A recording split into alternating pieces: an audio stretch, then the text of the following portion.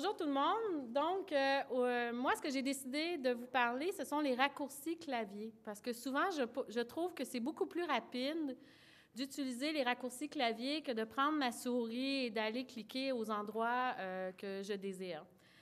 J'en ai deux que souvent, quand je vais donner mes formations utilisateurs ou encore quand moi-même, en utilisant Octopus, que je me sers souvent, je les combine souvent ensemble. La première, c'est la touche F3. La touche F3, ce qu'elle fait, c'est que peu importe à l'endroit où je suis dans Octopus, elle va toujours m'emmener à la recherche d'utilisateur dans le rectangle en haut à droite pour rechercher. Donc, si je travaille au centre de service ou encore je reçois un appel d'un client, la première chose que je vais lui demander, c'est de s'authentifier. Donc, il va me dire « Bonjour, mon nom est Nathalie Lachapelle », je vais faire F3, je vais commencer à chercher. Et mon deuxième réflexe, c'est d'aller ouvrir sa fiche et d'aller voir s'il m'appelle pour un appel déjà existant. Donc, dans ce cas-là, je vais cliquer sur mon onglet d'incident, ce qui va me permettre de voir s'il appelle pour un appel existant ou s'il appelle pour une nouvelle demande ou un nouvel incident. Ma deuxième touche que je vais utiliser, F4. F4, ce que ça fait, c'est que ça va m'ouvrir la fenêtre pour créer une nouvelle requête. Et comme je suis passée à F3 en premier et que j'étais dans la fiche de mon utilisateur, mais automatiquement, mon demandeur et mon utilisateur sont initialisés avec la valeur de la fiche dans laquelle j'étais. Le troisième plutôt, raccourci que j'aime beaucoup utiliser, c'est que quand je suis à l'intérieur d'une requête, si je veux résoudre ma requête rapidement, tout ce que j'ai à faire, c'est CTRL-R. CTRL-R, bien oui. Tu ne savais pas? Donc, au lieu de cliquer sur l'action marquer résolu, CTRL-R va faire en sorte de m'ouvrir la fenêtre de mon activité de résolution. L'autre chose aussi que j'aime beaucoup, c'est la touche F7. La touche F7, ce qu'elle va faire, c'est qu'elle va m'emmener automatiquement. C'est la même chose que si j'aurais cliqué sur le module « Configuration ». La suivante, F8. C'est que quand on traite des requêtes, souvent, il arrive qu'on va les suspendre pour x, y raison, l'utilisateur est parti en congé. Donc, ce qu'on va faire, c'est qu'on va se fixer des rappels. Ma touche F8, ce qu'elle va faire, c'est qu'elle va m'emmener directement à mon module de rappel pour que je vois tous mes rappels que j'ai de configurés à mon nom. Ensuite, c'est que j'aime beaucoup utiliser les listes, principalement dans le module de configuration. Puis comme vous savez, je peux me personnaliser mes listes, puis aller mettre des colonnes, aller mettre des en-têtes, des choses comme ça. Puis quand je suis principalement dans l'ECI, souvent, je vais utiliser les mêmes informations que j'ai, puis je ne veux pas avoir à retourner dans ma liste et aller la reconfigurer au complet. Donc, tout ce que j'ai à me rappeler, c'est que si ma présentation ici de mes colonnes dans ma liste me plaît bien et je voudrais la reproduire ailleurs, tout ce que j'ai à faire, c'est la combinaison de touches CTRL, majuscule C pour copier. Et ensuite, j'ai simplement à aller dans la liste que je veux et je fais la même chose, CTRL, SHIFT, V. Et on a pris ma disposition de ma liste précédente et on l'a recopié ici.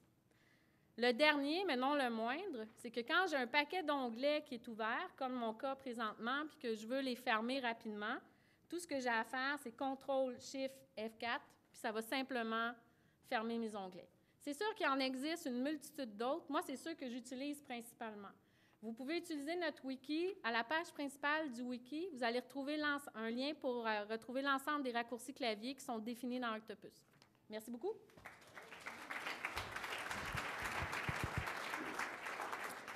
Le prochain incontournable pour les onglets, Patrick Narbonne.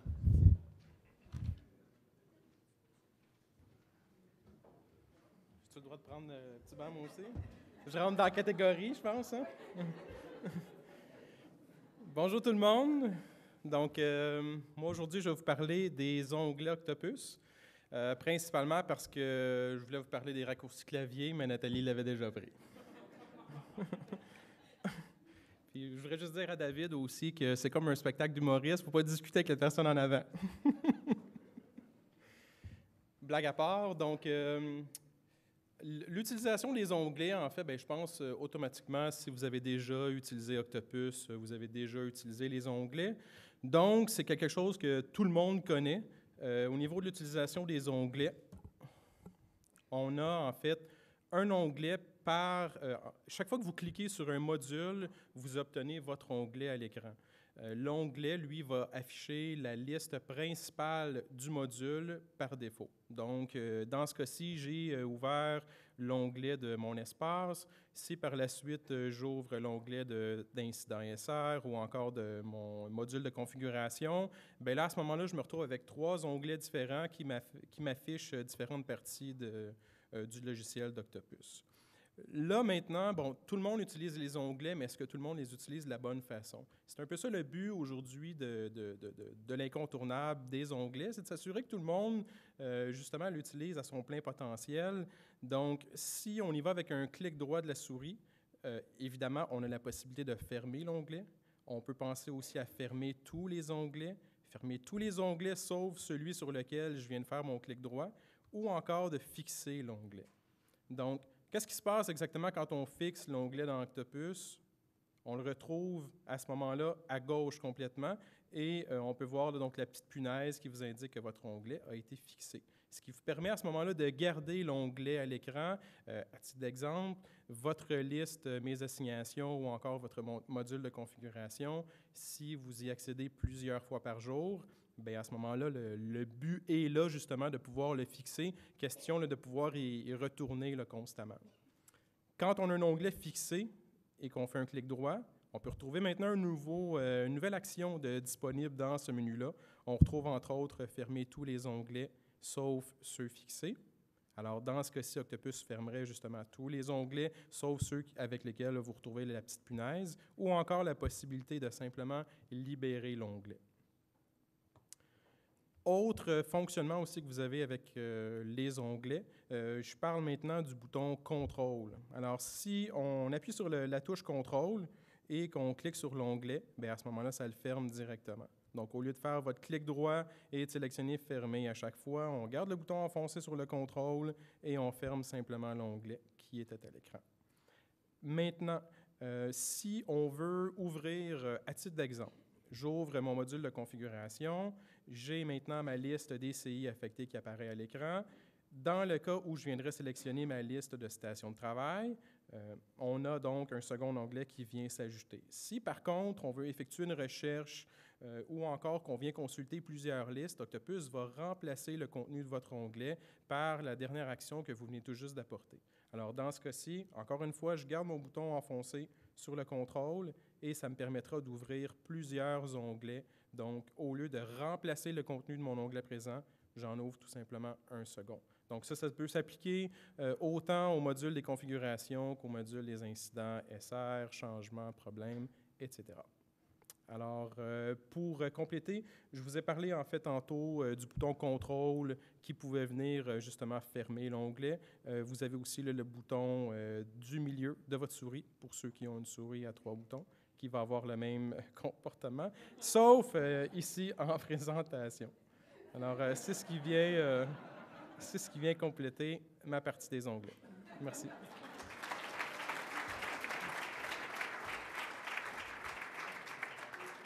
Prochaine présentation, la réactivation automatique d'une requête avec Carole Rowe. Je vais prendre le petit banc aussi. Bonjour tout le monde. Moi, je voulais vous parler d'une fonctionnalité toute simple, mais qui est très pratique, selon moi, qui est la réactivation automatique d'une requête. Ça veut dire qu'on a souvent des requêtes qui nous ont été faites à l'avance. Par exemple, un départ d'employé pour désactiver un compte, ça nous arrive tous, d'en recevoir pour peut-être dans un mois. On a des préparations de salles, on a des emprunts des équipements. Comment on peut faire pour ne pas les oublier? Parce que souvent, le réflexe qu'on avait, c'est de les suspendre, mais après, il faut y penser qu'il faut la traiter en date qui est convenue. Donc, ici, je vais vous montrer comment utiliser cette fonctionnalité-là, si vous ne l'avez pas remarqué. On a ici Mme Nicole Labonté, elle est très gentille, Nicole, elle est très organisée. Puis elle m'a fait une demande elle nous a fait une demande le 9 mai, ici, pour voir un projecteur dans une salle le 28 mai. Donc, elle est très à l'avance, c'est très organisé. On aime ça de même, plus que des demandes à la dernière minute. Par contre, je ne veux pas nécessairement la voir dans mes requêtes à traiter immédiatement parce qu'elle a fait vraiment à l'avance. Ici, l'exemple, on a reçu le 9 mai. J'aurais dû procéder avant, mais c'était pour l'exemple ici. Normalement, donc, moi, ce que je vous suggère de faire, c'est de suspendre la requête. Ici, il y a des tâches, donc je peux choisir de mettre en attente, les tâches en attente ou les laisser telles quelles. Ici, je vais les laisser en attente. Et je vais ici choisir l'option « Réactiver automatiquement la SR selon une date ». Donc, elle demande un équipement pour le 28 mai. Donc, pour me donner une chance, juste avoir un petit avis supplémentaire, on va le faire le 27. Et je fais OK. Oups, il me manque un champ obligatoire. En attente d'un utilisateur, en attente, on va choisir autre ici. Puis ici, je pourrais rajouter en attente de date de traitement, par exemple.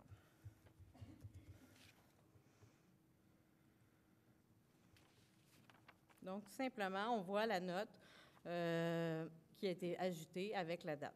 Comment ça va fonctionner maintenant? Lorsque la demande, on va arriver à la date. Je vous donne un exemple ici. Ici, la demande, elle avait été envoyée à l'avance et moi, j'avais mis ici date de traitement le 20 mai. Je l'avais suspendue en attente d'aujourd'hui de réactivation. Et maintenant, on voit bien que la requête est maintenant dans un état nouveau. Donc, ça vous permet de faire le suivi plus efficacement plutôt que d'avoir à regarder, mettre des rappels dans Outlook, dans Octopus, mettre des rappels partout. Ça va se réactiver automatiquement.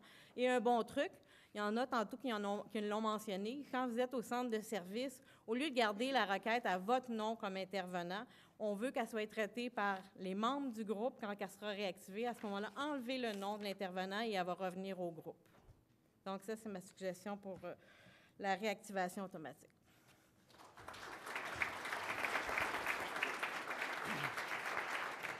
Merci, Carole. Prochaine présentation, les types d'activités avec Eduardo da Silva.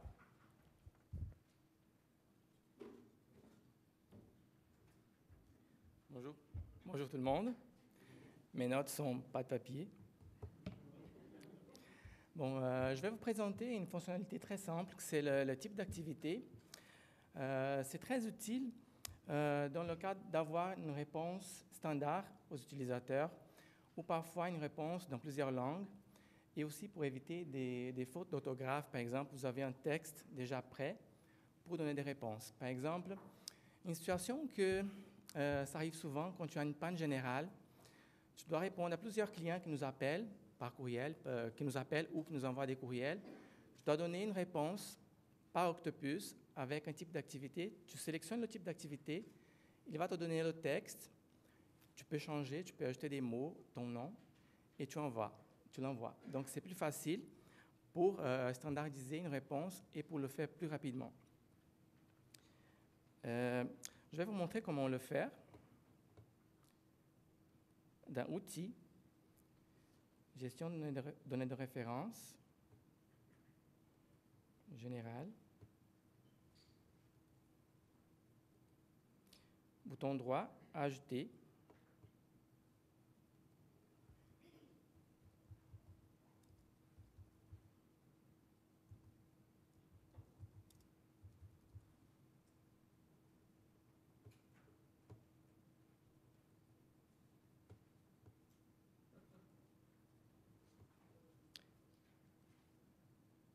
ici, quand on fait l'ajout de l'activité, il va être affiché dans cette liste. Excusez, je vais mettre un texte.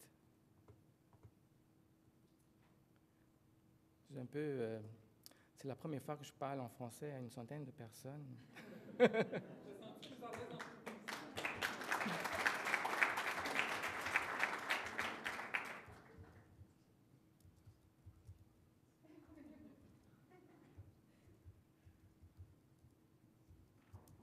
Dans les 3 langues supportées par Octopus.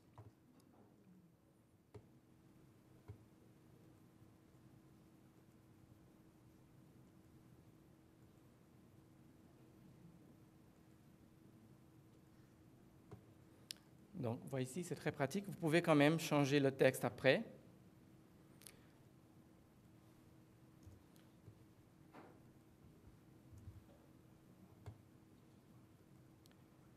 et envoyer l'activité. Une chose intéressante, c'est qu'on peut faire une recherche dans Octopus par le type d'activité. Donc, si tu fais une communication, par exemple, de panne, tu peux faire une recherche de combien de communications de panne ou de panne réglée dans Octopus. Donc, c'est très pratique. OK? Bon, c'est ça. Ouais.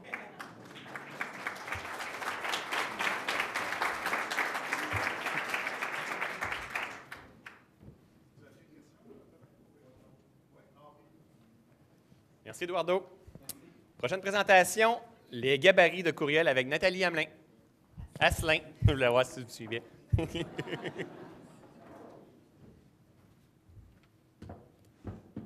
Bonjour.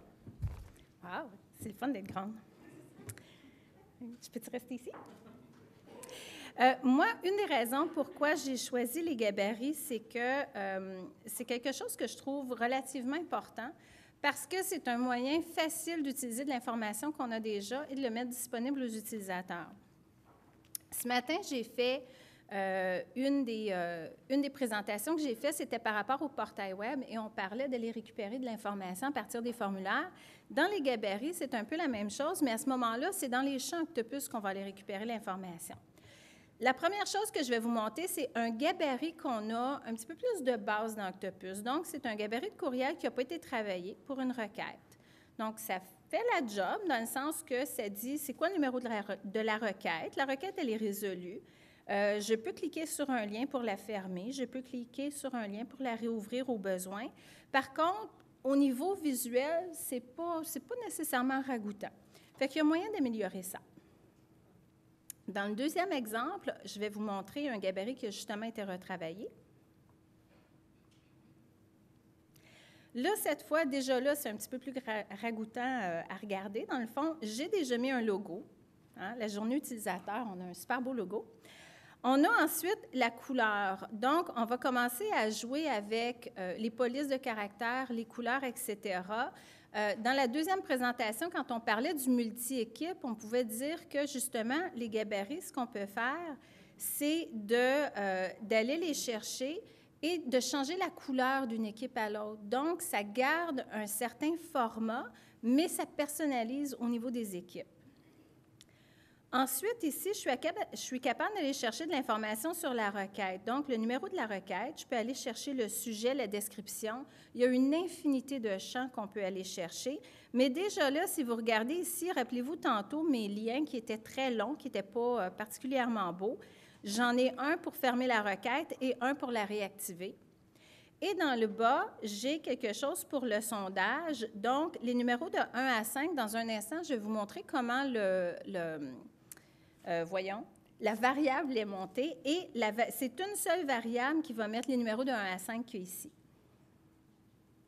Fait que là, on commence à rentrer de plus en plus dans la partie technique de qu'est-ce que c'est que j'ai au niveau du gabarit. Ici encore, j'ai le format, mais là, on commence à voir les variables. Donc, c'est quoi le Incident ID, le Incident Brief Description. Ensuite, on a le Full Description et les Resolution Notes. Et en bas, j'ai la variable pour le sondage de satisfaction. On va aller encore un petit peu plus loin, et là, on va aller carrément dans la configuration d'Octopus pour obtenir ces gabarits-là. Désolée. C'est pas toujours commode d'être grande, finalement.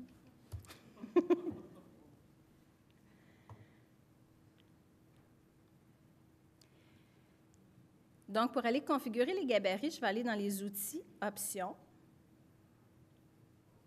Je vais aller chercher ma confirmation pour la résolution. Et ici, on voit un petit peu comme ce que j'avais tantôt en HTML, OK, avec mon Satisfaction Survey. Je peux, pour ceux qui sont vraiment habiles, on peut carrément mettre le code déjà en HTML et on peut avoir travaillé les gabarits dans C++ ou quelque chose comme ça et venir le coller ici. Et si on est un petit peu moins à l'aise, mais qu'on veut s'essayer, on a des variables qui sont personnalisées ici. Ça, c'est des variables dans le côté ils ne sont pas des champs d'Octopus, mais ce sont des variables que vous pouvez utiliser dans vos gabarits. Par exemple, ceux que j'ai dans le mien, j'ai le Incident Closure, le Incident Reopen et le Satisfaction Survey. Donc, pour les gens qui n'ont pas encore le sondage de satisfaction d'activer et qui voudraient l'activer, c'est certain qu'il y a une partie qui est faite pour nous, mais ensuite, vous pouvez aller éditer vos gabarits de courriel pour que les chiffres de 1 à 5 puissent apparaître. Finalement, si vous voulez aller dans un champ, et là, ce qui est important, c'est que si on veut éditer un gabarit et commencer à aller chercher des champs d'octopus, on doit absolument le faire dans le gabarit où on veut mettre le champ. Parce que de un à l'autre, on n'aura pas les mêmes champs disponibles. Je me positionne à quelque part à l'intérieur de mon gabarit, et là, je fais F3. Et je peux aller chercher d'autres informations. Par exemple, si je voulais aller rajouter le coût total de ma requête, c'est possible que je veuille envoyer ça comme information aux utilisateurs dans certains contextes. Et ensuite, il me reste juste à éditer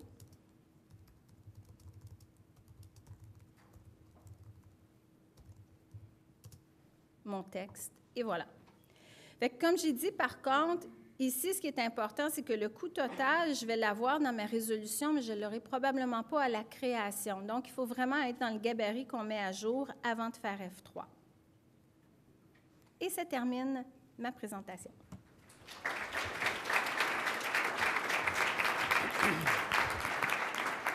Merci, Nathalie. Le mot du jour, ragoûtant.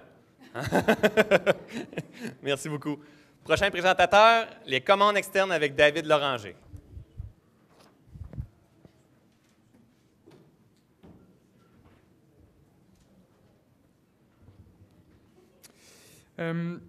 Premièrement, j'aimerais ça remercier Nathalie qui m'a appris comment résoudre mes incidents. Fait que je devrais descendre ma liste un peu là, qui commençait à s'accumuler. Et puis maintenant, je vais passer à peu près le sujet le plus dry qui existe dans Octopus. Fait que déjà, là, je m'excuse à ceux que je vais perdre en cours de route. On va discuter des commandes externes. Une commande externe, c'est quoi? C'est une fonctionnalité qui permet d'étendre ce qu'il y a à l'intérieur d'Octopus pour faire un pont vers n'importe quelle autre application qui fonctionne à partir de la ligne de commande ou à laquelle on peut passer des paramètres.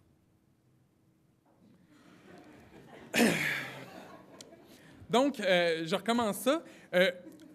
Octopus, ça ne peut pas tout faire. Des fois, vous avez déjà des applications ou le moyen de contrôler des équipements ou des devices qui sont sur votre réseau. Et puis, on se retrouve un petit peu à travailler d'un côté dans Octopus, de l'autre côté, faire d'autres commandes. Et puis, des fois, on perd du temps, on fouille à gauche et à droite. On aimerait ça être capable d'intégrer tout ça ensemble. Et la solution pour faire ça, c'est ce qu'on appelle les commandes externes. Une commande externe, c'est quoi? C'est, on s'en va à l'intérieur d'Octopus, on dit, bon, ben maintenant, je veux que tu me rajoutes une nouvelle action dans le menu de gauche, dans le sidebar, comme Sylvain dit si bien.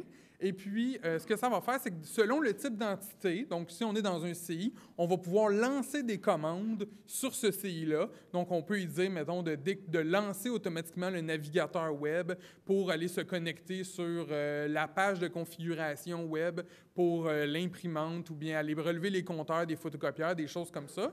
Est-ce que j'ai perdu tout le monde? J'en ai-tu perdu la moitié à date? C'est pas pire? Excellent. Donc, on va vous montrer comment on fait ça à l'intérieur d'Octopus dès que je trouve notre application. Ah, ça ressemble à quelque chose qu'on connaît. Donc, les rappels, tant pis. Prendre en charge, pas question. On va aller ici dans la gestion des données de référence. Générale, commande externe. Et puis là, on va en créer une nouvelle.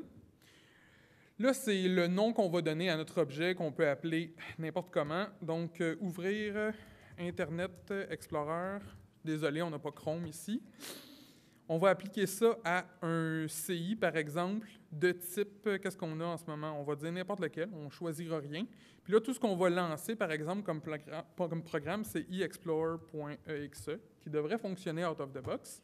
Ce qu'on voit ici, c'est la liste des paramètres. Ce qui est vraiment intéressant à l'intérieur d'Octopus, c'est qu'on peut prendre les paramètres du CI, un petit peu comme Nathalie a montré tantôt avec F3. On est capable d'aller chercher toute l'information qu'il y a à l'intérieur d'Octopus en suivant les liens, d'aller chercher ça, passer ça au programme en lui disant « voici les paramètres à utiliser ». Puis là, bien, automatiquement, l'application va se démarrer avec les bons paramètres. Fait qu'on parle de faire un contrôle à distance sur un poste de travail avec un outil. On est capable d'aller dedans, on choisit le CI de l'utilisateur, on double-clique, on appuie sur le bouton, c'est parti. Se connecter à distance sur des routeurs, des firewalls, des choses avec Telnet, SSH.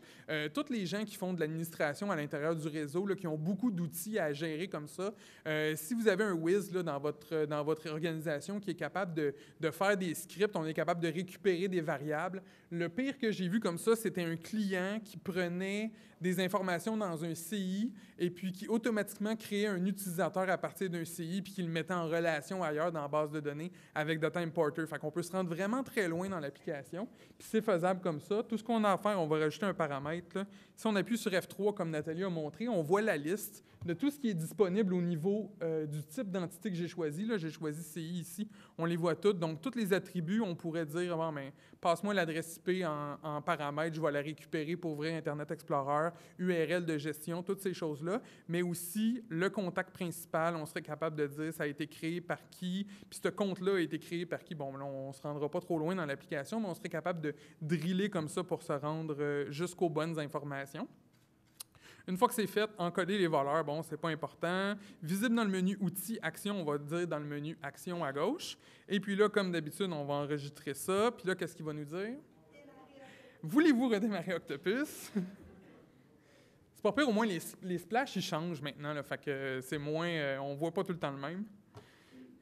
Excellent. Donc maintenant, on s'en va dans un CI parce qu'on a configuré une nouvelle option sur un CI. Puis là, évidemment, on va en trouver un ici. Puis là, à gauche, on a un nouveau bouton qui s'est rajouté en bas complètement, qui s'appelle « Ouvrir Internet Explorer ». Puis là,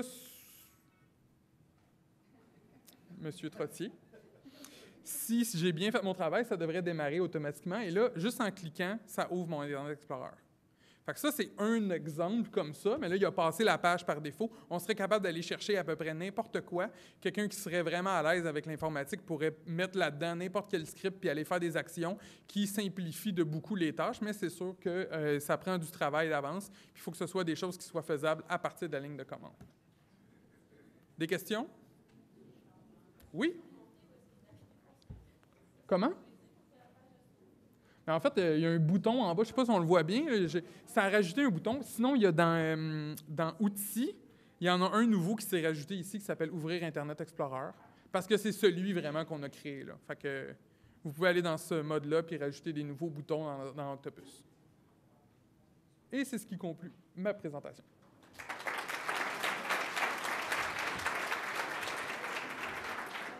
Merci, David. Prochain présentateur. Les personnalisations des listes avec Sandra Lévesque. Je pense que c'était bien.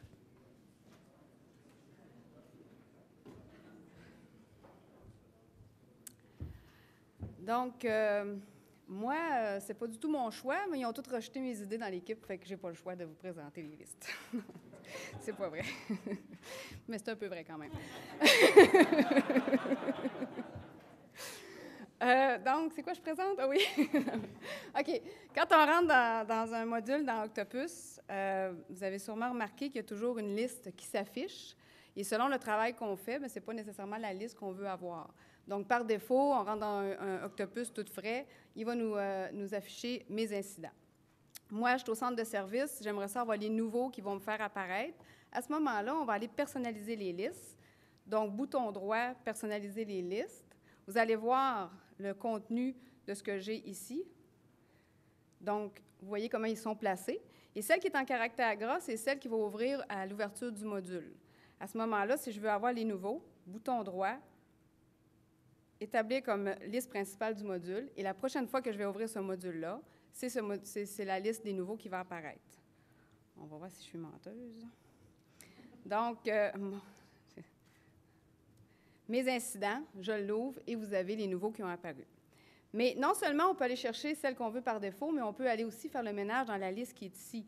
Il y a des données qu'on ne veut pas avoir, on ne les utilise pas, comme j'ai dit, tout dépendant du travail qu'on fait. À ce moment-là, on va retourner dans personnaliser les listes et on peut aller ajouter ou enlever des listes qu'on a dans la librairie. Donc, vous avez une librairie. Par défaut, il y a déjà des listes qui existent dans Octopus. Pierre va vous montrer tantôt comment créer ces listes-là, donc je n'y voilerai pas le punch. Mais je peux aller faire du ménage dans ce que j'ai ici à gauche. Donc, prendre en charge, je ne l'utilise pas. Moi, je ne veux pas prendre en charge. Je les enlève tout simplement. Je peux aussi bouger l'ordre dans lequel je veux les voir apparaître. À ce moment-là, je peux tout simplement aller les remonter. Et je peux ajouter, comme vous voyez ici, des séparateurs. Donc, si je vais, par exemple, je vais aller dans le module configuration. Ici, selon l'équipement qu'on va supporter, on pourrait aller mettre justement la liste de nos équipements à nous, soit à l'ouverture ou tout simplement la liste qu'on a besoin quand on rentre dans le module configuration. Donc, je vais aller justement voir ce que j'ai. Les utilisateurs, je veux l'enlever, je l'enlève tout simplement. Je veux aller mettre un séparateur ici parce que je trouve qu'il y en a trop. Insérer un séparateur et là, je peux le mettre où je veux. Ça, c'est simple. Vous avez aussi la partie du bas ici. Quand on commence à avoir beaucoup de listes dans notre écran, c'est sûr qu'on va avoir les petites flèches pour se promener, mais on peut aussi aller dans le petit volet « Autres ». Et là, vous allez avoir comme une autre série de listes qu'on va mettre dans la section « Autres ». Souvent, ce que je vais faire, c'est que dans les favoris, je vais mettre toutes les listes que j'utilise à chaque jour. Et dans les autres, je vais plutôt mettre les rapports que je vais visualiser peut-être moins régulièrement. On a aussi la couleur de fond qu'on peut changer. Ce matin, quand j'ai parlé de l'inter-équipe, je disais qu'on pouvait avoir plus qu'un octopus d'ouvert. Donc, si j'en ai 2 d'ouverts, comment je fais pour savoir dans quelle équipe je suis? À ce moment-là, on pourrait aller mettre une couleur différente pour une équipe et une autre couleur pour l'autre équipe. Donc, par défaut, c'est toujours en bleu. Si je veux faire un peu ma fille, mais je vais aller mettre ça en rouge. Et voilà. Donc, vous pouvez changer la couleur du haut et la couleur du bas. Vous pouvez mettre les 2 couleurs aussi de la même chose, ce qui fait que quand on ouvre Octopus, on sait que le rouge, c'est la production, par exemple, et le bleu ou le vert, peu importe, ce serait l'environnement de test. Ou c'est tout simplement, on doit faire 2. Je connais des clients qui doivent aller comme dans le GBM et ressources matérielles. À ce moment-là, on va mettre des couleurs différentes. On ouvre les 2 Octopus, puis on est capable de savoir dans quelle équipe on est entré. Je pense que il y avait une autre chose que je voulais vous dire. Je me souviens pas, là, j'ai vu. Ah oui, c'est ça. Au niveau de les listes qu'on peut personnaliser à gauche, je pourrais quand même aller chercher une liste d'un autre module. Donc, c'est pas parce que je suis dans les configurations que je peux pas mettre une liste qui vient d'un autre module. Donc, je pourrais dire, par exemple, que moi, j'aimerais voir les contrats de service quand je m'en vais dans les configurations. Donc, je ne suis pas obligée d'aller chercher le module des contrats de service. À ce moment-là, je vais aller dans la catégorie de la librairie, je vais aller chercher les contrats de service et je vais lui dire, bien, affiche-moi les contrats de service qui sont actifs lorsque je suis dans le module configuration. On va privilégier mon espace justement pour ça. Dans mon espace, on va aller mettre toutes les listes qu'on a besoin, peu importe le module. Donc, ça peut être intéressant quand on rentre dans Octopus, le matin, on est dans mon espace et là, on peut avoir toutes les listes, nos requêtes, nos équipements, nos contrats de service. En fait, c'est tout ce que vous avez à gérer, qu'on va aller personnaliser ici dans les listes à gauche. Voilà, merci beaucoup.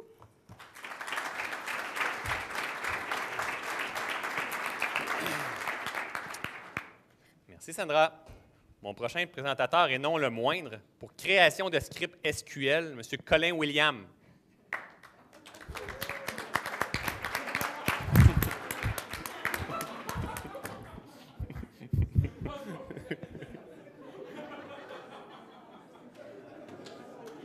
C'est une blague, hein, mais il était prêt, il m'a dit qu'il ne se lèvera pas, c'est sûr.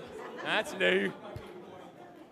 Mon prochain présentateur, le dernier, si je ne me trompe pas. Sandra, t'as repassé, toi? OK. Le dernier, les recherches avancées et les listes avec Pierre Lamoureux.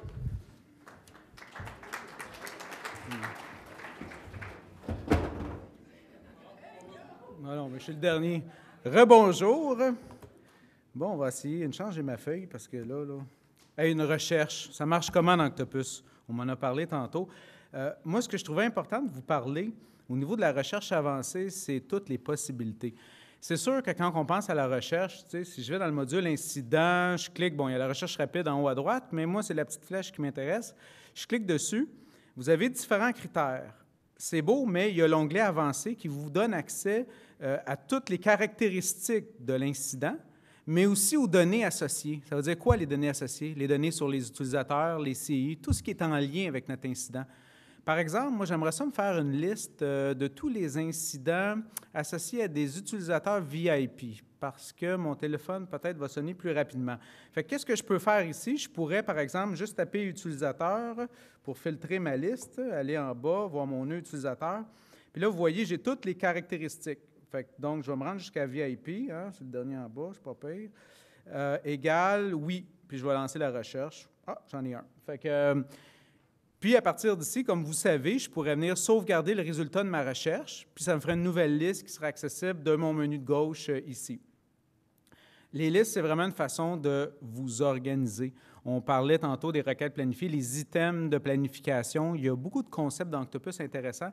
Les listes, c'est une façon de cibler les données que vous voulez voir. Si vous faites un suivi ou si vous intervenez souvent sur les incidents de tel site ou de tel groupe, vous pouvez faire des listes propres à ces informations-là. Là, j'ai essayé de faire une autre liste plus compliquée, mais avant, je vais vous montrer quelque chose qu'il n'y a pas tout le monde qui connaît. Tu sais, la recherche, c'est qu'on va dans un module problème, puis là, on clique sur la petite flèche, puis utilisateur, tu as la même affaire. Mais il y a des concepts qui sont seulement accessibles via la liste déroulante ici. Par exemple, saviez-vous qu'on peut faire une recherche sur les activités? Wow. Parce que c'est sûr que la feuille de temps, c'est pratique, mais ce n'est pas très malléable. Tandis qu'au niveau des activités, ce qui est le fun, je peux venir sélectionner le nœud activité, puis là, par défaut, je vais voir toute l'information associée à mes activités. Je vais juste lancer la recherche de même dans le vide pour voir ce que ça donne. Puis, il m'a rajouté. Donc là, on voit toutes les activités qui ont été rentrées dans cette base de données-là. Il m'a rajouté une nouvelle colonne qui va être, je devrais avoir ça, l'effort d'une activité. Parce que moi, ça m'intéresse de voir, j'ai-tu des activités, puis il m'a trié ici, de l'autre bord. Oh, 30 minutes. Installation, qu'est-ce qui s'est passé? Donc, ici, ça me permet de, si je double-clique, je ne sais pas en tout ce que ça va ouvrir, OK, la tâche. Donc, on voit l'activité qui est associée à la tâche. Puis ici, on a mis 30 minutes pour compléter l'activité, pour compléter l'intervention. C'est intéressant parce que ça nous permet de creuser et d'aller un peu plus loin dans les données qu'on saisit à l'intérieur d'Octopus. Bon, là, je vais me lancer, je vais terminer avec ça. Si ça ne marche pas, bien. Je vais aller dans le module configuration. En fait, non, je n'irai pas pendant tout là. Je vais y aller par ici. Il y a un concept qui est super intéressant, c'est les relations entre les CI. Parce qu'il y a quand même beaucoup d'informations qu'on peut accéder par là. Je vais sélectionner CI relié. Je vais lancer, je vais aller voir les champs qu'il y a disponibles. Type de relation, attends, ça commence à me revenir, ce que je veux vous montrer. Égal à, non, moi y arriver, est installé sur. C'est une demande qu'on a eue souvent. Voyons, c'est quoi ce groupe-là? Une demande qu'on a eue souvent, c'est est-ce que je pourrais savoir quels sont les logiciels d'Antidote d'installer chez nous? Fait que là, j'ai dit, c'est facile, tu ouvres le logiciel Antidote, puis là, tu vas voir tous les PC sur lesquels il est installé. Mais là, la question, c'est non, je ne veux pas juste la liste des PC, je veux aussi avoir le contact principal parce que je veux y parler. Puis aussi sur quel site. Là, là, ça, c'est une autre histoire. Puis là, on me dit, là, à Antidote ou le logiciel, j'ai différentes versions. Fait que là, il faut que tu ouvres tous les logiciels un après l'autre pour voir tous les postes. Fait que, tu sais, ça commence à être du travail. Fait que, tandis que là, en exploitant les relations comme ça, là, on est capable de faire afficher de l'information autant sur le CI source que le CI destination. Donc, dans mon cas à moi, je vais faire source, parce que là, je vois bien que c'est des noms de logiciels. Je vais faire, contient, ça devrait être bon. Antidote. On va juste voir ce que ça donne. Oh, pfiou. Fait que ça m'en donne 2. Là, vous voyez, j'ai 2 ordinateurs. Fait que je vois qu'Antidote 7 est installé sur le premier, Antidote 8 sur le deuxième. Mais là, j'aimerais afficher le contact principal de l'ordinateur parce que dans le fond, j'ai peut-être une communication spéciale ou en tout cas, regarde. Fait que là, je vais aller rajouter une colonne. Donc, je vais aller sur, on l'appelle CI en relation. Fait que c'est le premier en haut.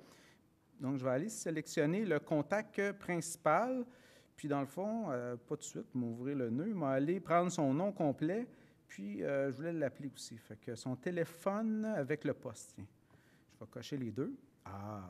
Fait que là, on a son nom puis son numéro.